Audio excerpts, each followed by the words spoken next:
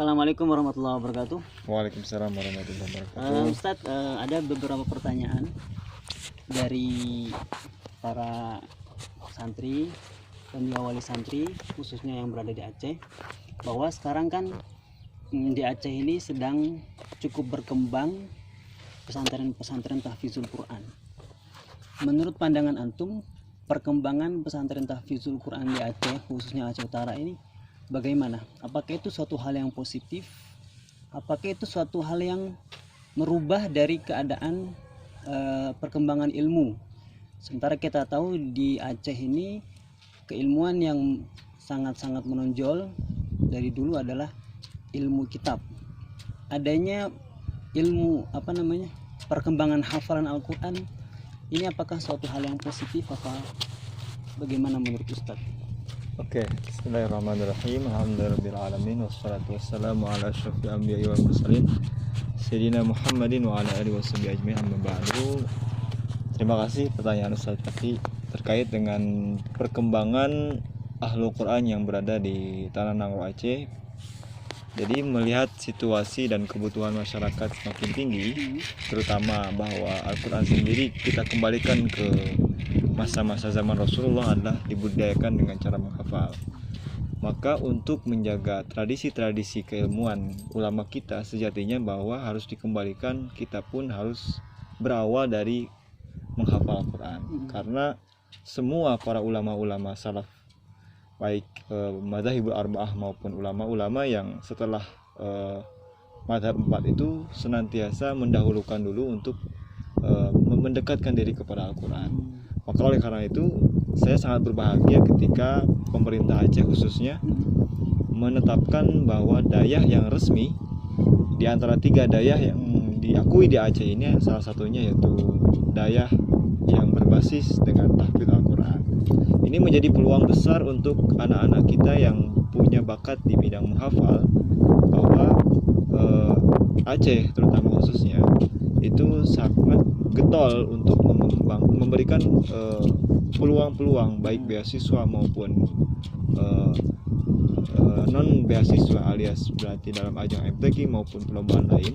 Terlebih sekarang ada berita bahwa Aceh dengan Uni Emirat Arab mengadakan kerjasama dari segi pendongkrakan pendidikan salah satunya dan keagamaan. Tentu ini menjadi sebuah peluang untuk mengambil peluang tersebut. Jika para dayah-dayah terkhususnya dayah tahfidz Al-Quran tidak mengambil kesempatan ini, tentu kesempatan ini akan sia-sia dan akan diambil oleh pihak-pihak yang lain gitu. Dan ini harus ditanggapi sebagai positif, karena kalau ditanggapi secara negatif tentu akan menimbulkan sebuah policy atau kebijakan yang sangat salah, terutama mungkin ketika mengambil kebijakan-kebijakan yang dipandang tidak senada ataupun tidak baik di kalangan masyarakat. Dan harus kita akui bahwa peran para penghafal Al-Quran ini sangat besar terhadap kontribusi ataupun sumbangsih perkembangan keilmuan di Aceh. Kita kenal banyak para ahli Al-Quran yang setelah mengharumkan Aceh, baik itu di luar negeri maupun di dalam negeri, itu berkat getol ataupun ketekunan mereka dalam menggali Al-Quran itu sendiri. Menurut Anda sejauh mana sekarang perkembangan Al-Quran, hafal Al-Quran ini di Aceh di periode ini? Oke. Lahirnya daya kami atau pesantren kami Manahil Irfan justru untuk menjawab tantangan itu. Jadi tantangan melihat masyarakat sangat dominan untuk gemar menghafal Quran, tentu ini harus diakomodir ataupun difasilitasi agar mereka tidak jauh dan tidak lari ke negeri-negeri seberang. Misalnya ke Medan lah, yang tetangga kita.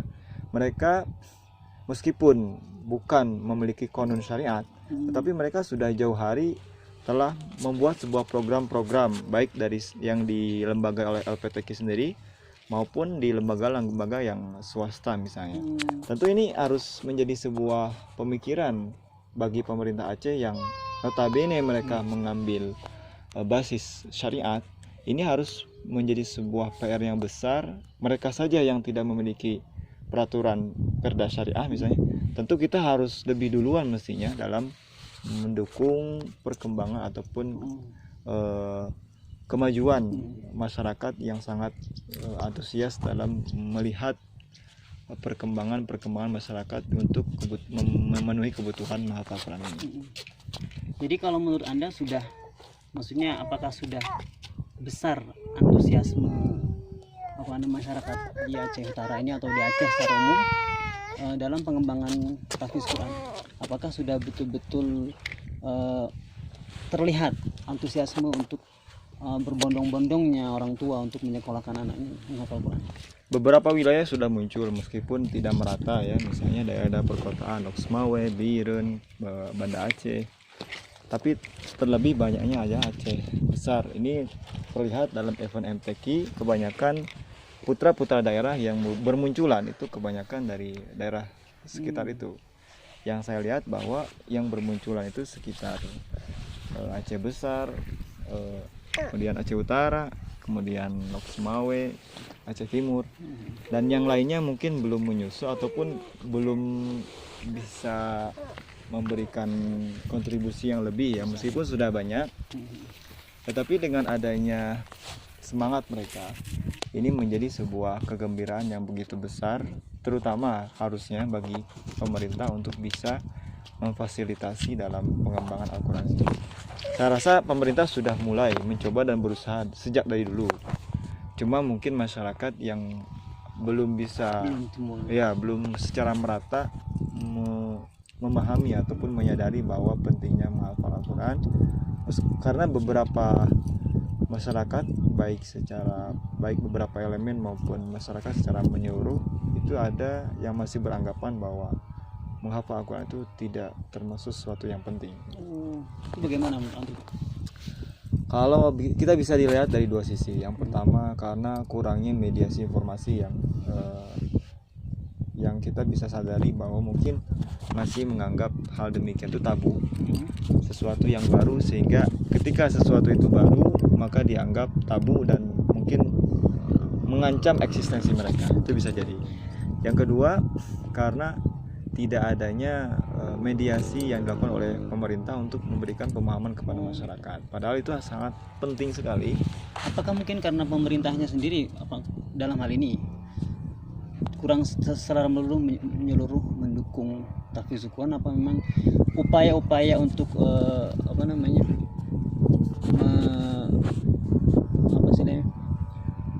menyalurkan Al-Quran kepada masyarakat di Aceh kurang maksimal atau bagaimana?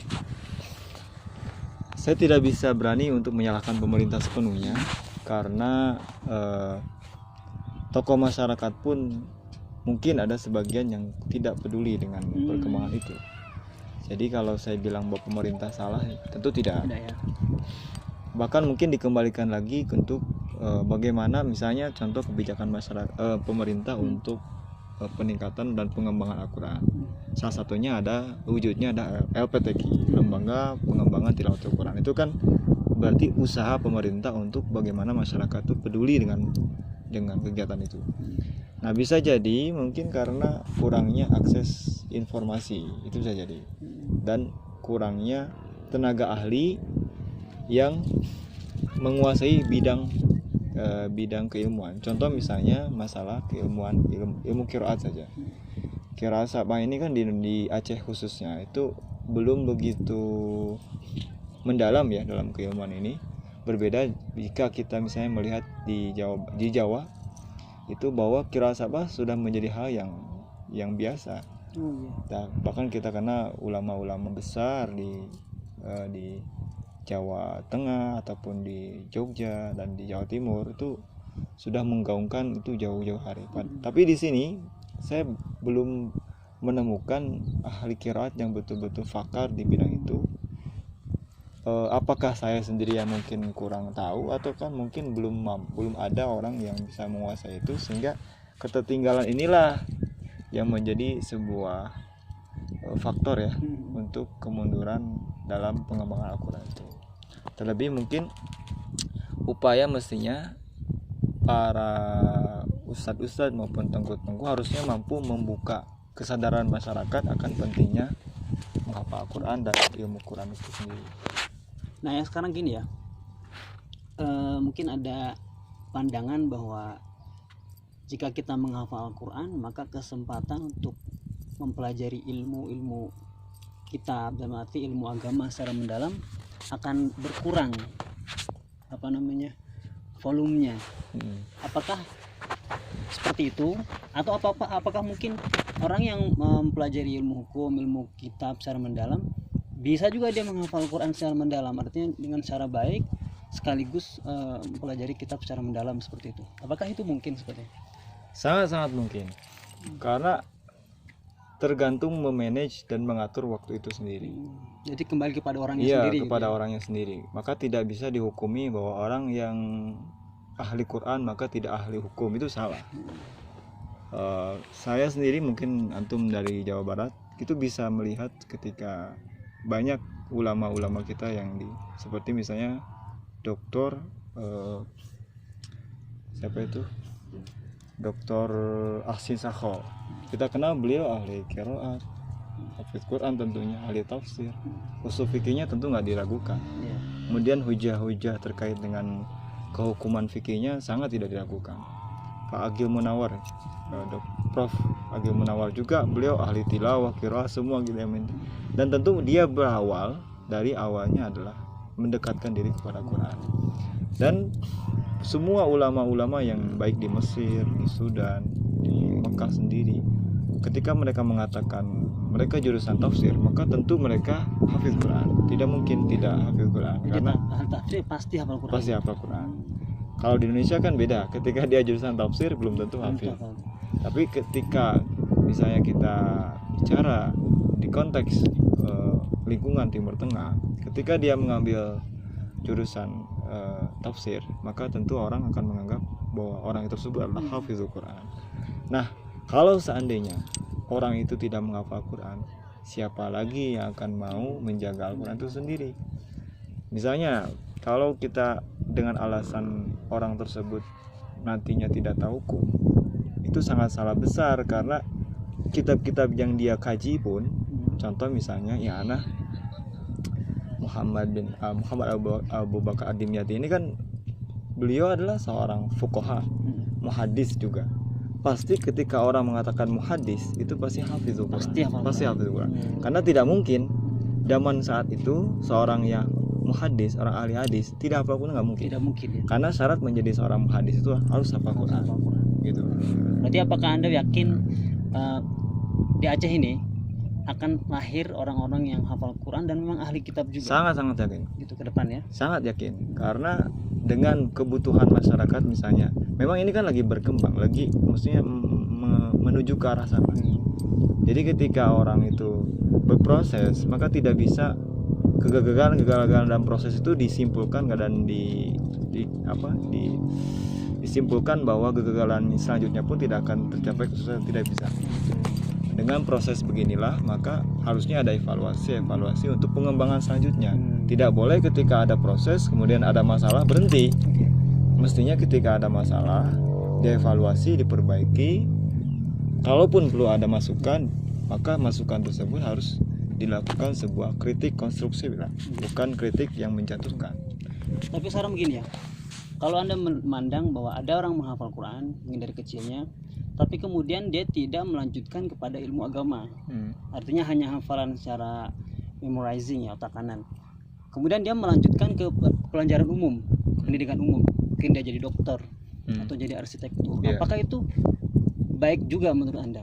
Tapi dia tidak mengetahui hukum, hanya sebatas hafal Quran saja. Bagaimana? Kalau prinsip saya sih, yang terbaik ilmu itu kan ilmu hal, ilmu yang betul-betul dimanfaatkan kemudian bermanfaat untuk orang lain. Toh kalaupun dia tidak tahu hukum, kan minimal dia tahu untuk hukum sholat, hukum wudu. Selebihnya untuk masalah-masalah muamalah itu kan dikembalikan ke orangnya masing-masing sesuai dengan skill. Itu tergantung orang itu bermanfaat apa tidak.